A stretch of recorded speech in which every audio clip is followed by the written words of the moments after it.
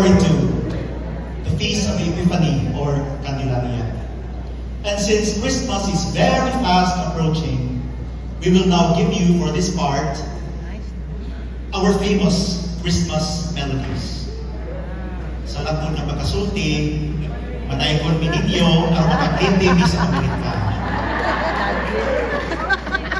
But seriously, dear brothers and sisters, your donations are most welcome as we embark on another mission to continue raising funds for the ongoing construction of our Diocesan Pastoral Center and the home of our elderly priests.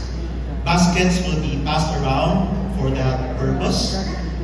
Mayo nagkakadaghan, pero dili lang makaadto ng Amerika, makaulit pa yun. So thank you in advance, and advance Merry Christmas.